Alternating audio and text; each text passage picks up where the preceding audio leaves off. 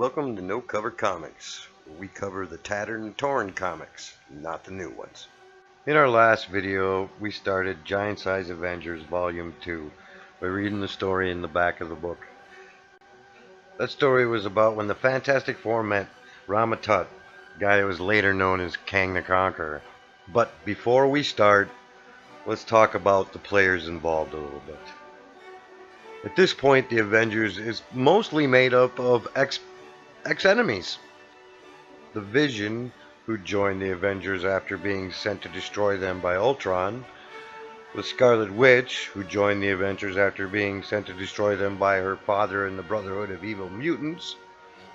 The Swordsman, who clashed with the Avengers a couple of times before they finally let him join. And Hawkeye, who had a misunderstanding with the Avengers before they let him join, with Iron Man, Thor, and Mantis filling out the rest of the roster of the Avengers in this story. So let's get on with today's story. Avengers Giant Size Volume 1, Number 2 from November 1974, Blast from the Past. Story by Steve Englehart and art by Dave Cockrum. At the start of our story, Hawkeye's been away from the Avengers for a while. He got in a fight with Cap and decided to go out on his own. So he's out and he finds some jewel thieves and he's taking them down. Calls the police, sits and waits around. And when the police get there, they give him a little crap for not being back with the Avengers. Because in the last issue, they had been taken captive by Kang the Conqueror. Hearing his friends are in trouble, Hawkeye runs off right away back to the Avengers mansion. Looks around for a while until he comes across Jarvis, who tells him the story of how the Avengers were captured and the reason behind it. The fact that a star had appeared above the mansion, which proclaimed that the Celestial Madonna was one of the women inside the mansion, either Scarlet Witch, Mantis, or Agatha Harkness. And when the star reveals which one of them was the Celestial Madonna, Kang planned to marry her. Though Kang took the rest of the Avengers, he left behind the Swordsman, saying he wasn't worth the bother. Feeling pretty down on himself, the Swordsman had gone out after Kang on his own, and while that happened, he'd come across Rama Tut. And at this point in our story, they return to the Avengers mansion. Immediately, Hawkeye recognizes him from the Fantastic Four's tales of Rama Tut, but also notices he's a much older version of the Rama Tut than they had experienced. Hawkeye doesn't trust him, but he insists that he's there to help. And seeing as they're down to the two weakest Avengers, Hawkeye figures he doesn't have a choice but to trust him for now. From there we transition to Kang, where he's monologuing to the women, telling them all about how awesome his macrobots are, and how he's going to use the captured Avengers as batteries to power them. And with the Avengers powering them, he would send their macrobots to kill different heads of state from America, the Soviet Union, and the People's Republic.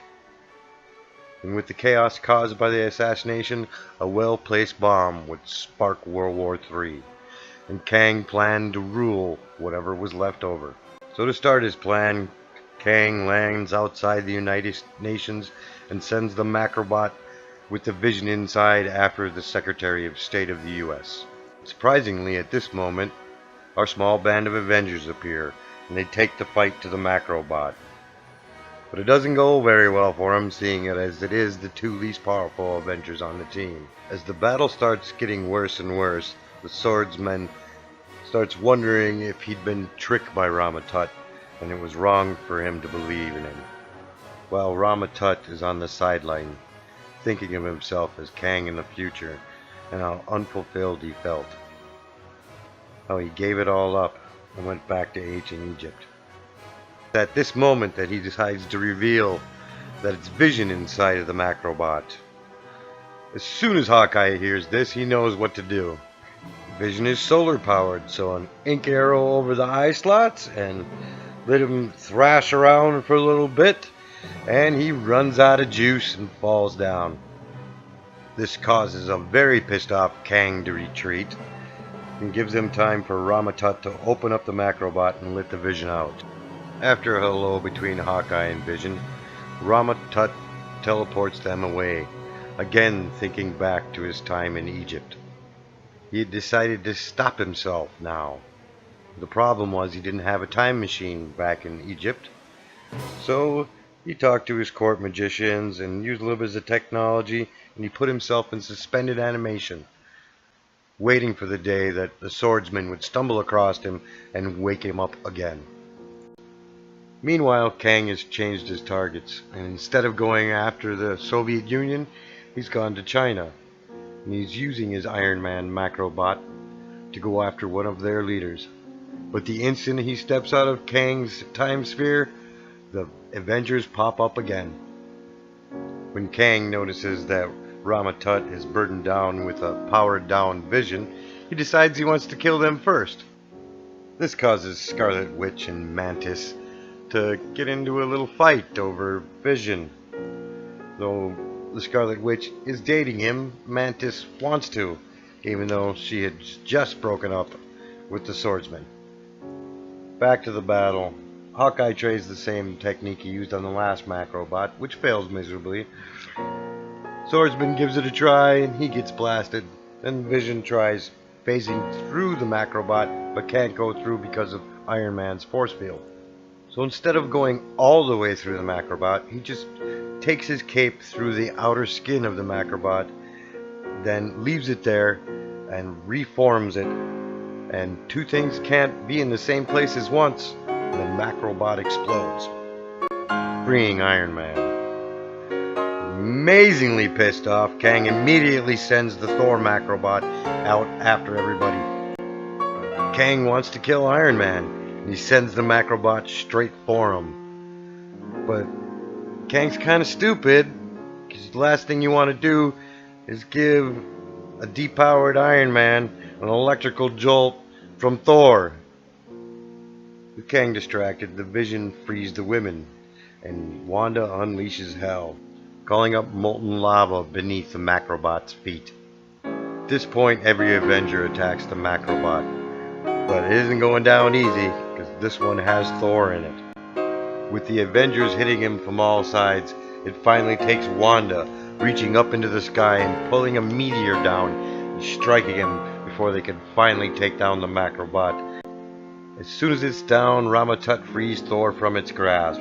It's at this point that Ramatut and Kang become face to face. And with their face to face meeting, time ruptures.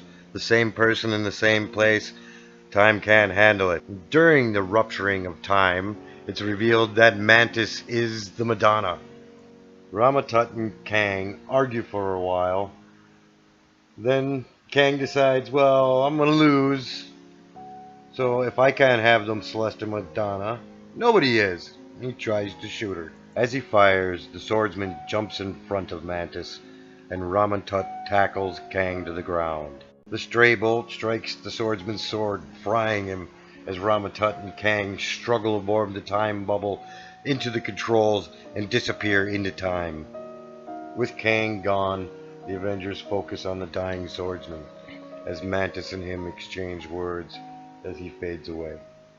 And that's the blast from the past with the death of the swordsman. And now for my review. This was one of the first Avenger comics I ever read as a kid, and it really elevated Hawkeye in my eyes when it came to being a good Avenger. In fact, I had forgotten what the cover of this comic actually looked like until I looked it up to do this video. It had always been just Hawkeye to me. It was the first time I had seen a story about how the weakest member of a team saves the strongest members of a team. The action in the comic is non-stop. The splash pages are just beautiful, and it has a meaningful death actually in the end. Thanks for watching, and leave me any criticism in the comments below.